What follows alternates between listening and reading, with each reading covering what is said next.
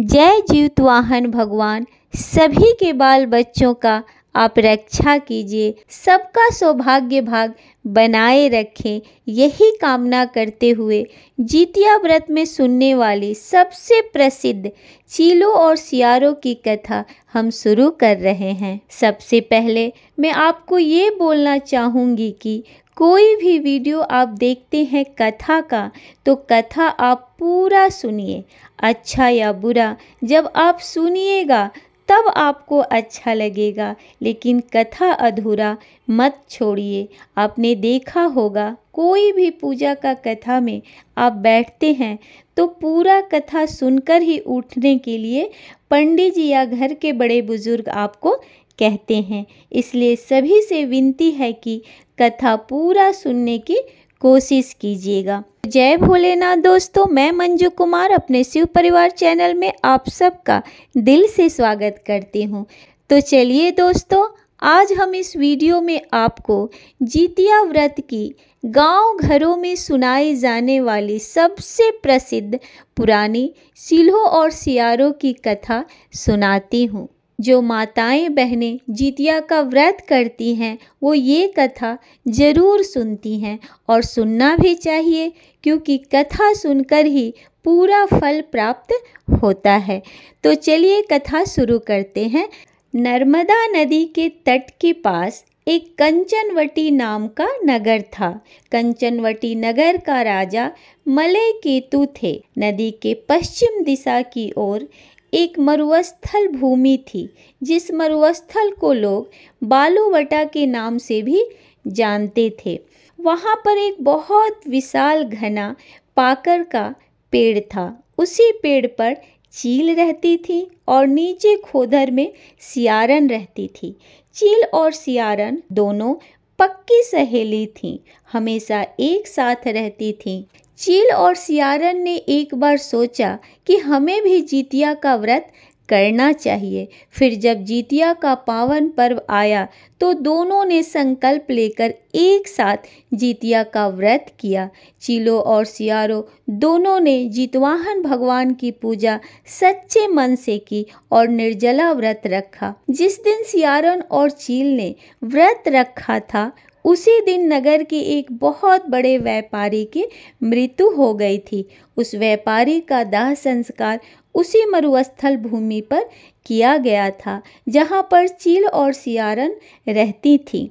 जब धीरे धीरे समय गुजरता जा रहा था, रात पास में आती जा रही थी, तब सियारन को बहुत भूख लगने लगी थी।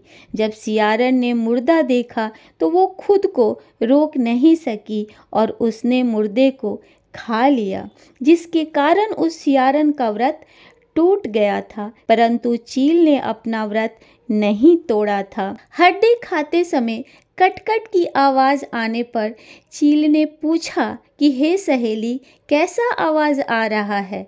तो सियारन बोली, ठंड के मारे मेरा दांत कटकटा रहा है, यही आवाज़ आ रहा है। झूठ बोला सियारन ने चील से। वहीं चील ने अपने ऊपर नियंत्रण रखी। दूसरे दिन चील ने विधि विधान से व्रत का पारण करके भोजन किया था और चील ने रात में कथा भी सुनकर आई थी। धीरे धीरे समय बीता। दोनों मरने के बाद एक ब्राह्मण के घर में जन्म ली। दोनों आपस में बहनें थीं। उस ब्राह्मण का नाम भास्कर था। जो चील थी वे बड़ी बहन के रूप में ब्राह्मण के घर में जन्मी थी। उस जन्म में चील का नाम सीलवती रखा गया था। सीलवती की शादी बुद्धिसेन से हुई थी और ब्राह्मण की छोटी बेटी के रूप में सियारन ने जन्म लिया था, तो ब्राह्मण ने उसका नाम कपूरावती रखा था। ब्राह्मण भास्कर ने अपनी छोटी बेटी की शादी वहीं के राजा मलय केतु से कर दिया था। राजा से शादी के बाद कपूरावती रानी बन गई थी, लेकिन रानी बनी कपूरावती को एक भी संतान नहीं था। बच्चे जन्म लेते थे और मर जाते थे। वहीं उनकी बड़ी बहन सीलवती को भगवान जितवाहन की कृपा से 7 बच्चे थे। सभी हिष्ट पुष्ट संस्कारित बच्चे थे। जब वो पुत्र बड़े हो गए तब वे राजा के दरबार में काम करने लगे थे। जब कपूरावती ने उन 7 पुत्रों को देखा तब उनको अपनी बहन के बच्चों से ईर्ष्या होने लगी। कपूरावती ने राजा से कहकर उन 7 लड़कों का गला कटवा दी थी। कपूरावती ने नए बर्तनों में कटे हुए सिर रखवाकर लाल कपड़ों से ढककर बहन सीलवती के पास भेज दिए थे। यह सब देखकर जितवाहन भगवान ने मिट्टी के 7 भाइयों के सिर बनाकर उनके सिर को धड़ से जोड़कर उन पर अमृत छिड़क दिए थे। अमृत छींटने के बाद 7 भाइयों में जान आ गई थी। वो जीवित हो गए थे और अपने घर चले गए थे। जो सिर रानी ने कटवाए थे वह सभी सिर फल एवं फूल बन गए थे। रानी कपूरावती बुद्धिसेन के घर से बच्चों की मौत की खबर सुनने के लिए व्याकुल थी। कुछ समय बीत गया और सीलवती के घर से मौत की खबर नहीं आया। तब कपूरावती अपने बहन के घर गई। जब उसने अपने बहन के घर पहुंची तो उसे 7 बच्चों को हंसते खेलते जीवित देखकर बहुत आश्चर्य हुआ और वो वहीं बेहोश हो गई थी। होश आया तब उसने अपनी बड़ी बहन से सारी बात बता दी और पछताने लगी।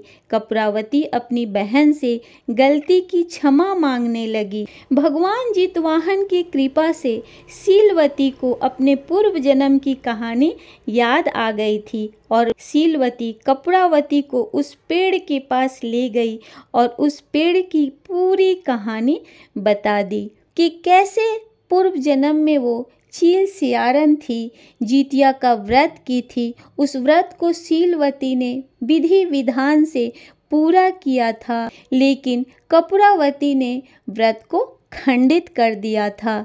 इसी के वजह से तुम्हारा बच्चा होकर मर जाता है, तुम माँ नहीं बन पा रही हो। तब कपूरावती अपनी बड़ी बहन से बोली कि अब हम क्या करें जिससे मुझे माँ बनने का सुख मिले और हमारे बच्चे दीर्घायु हों। तुम कोई उपाय बताओ बहन। तब सीलवती बोली कि अब जब जितिया व्रत आएगा तो तुम विधि विधान से पूरा नियम के साथ जितिया व्रत करना और जितवाहन भगवान से अपनी गलती के लिए क्षमा मांगना और बोलना, हे जितवाहन बाबा, मेरा सोना गोद भर दीजिए, हमें माँ बनने का आप सौभाग्य प्रदान कीजिए। जितवाहन भगवान जरूर कृपा करेंगे।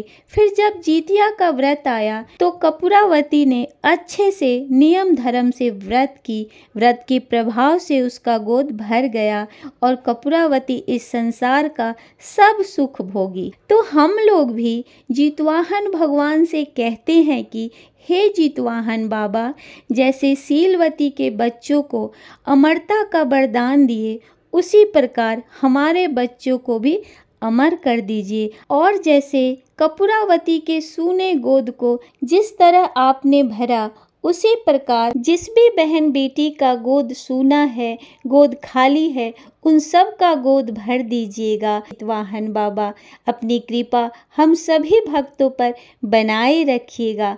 तो आशा करते हैं मेरे द्वारा कहा हुआ ये कथा आप लोग को अच्छा लगा होगा। तो सब प्रेम से बोलिए, जय जितवाहन बाबा की जय।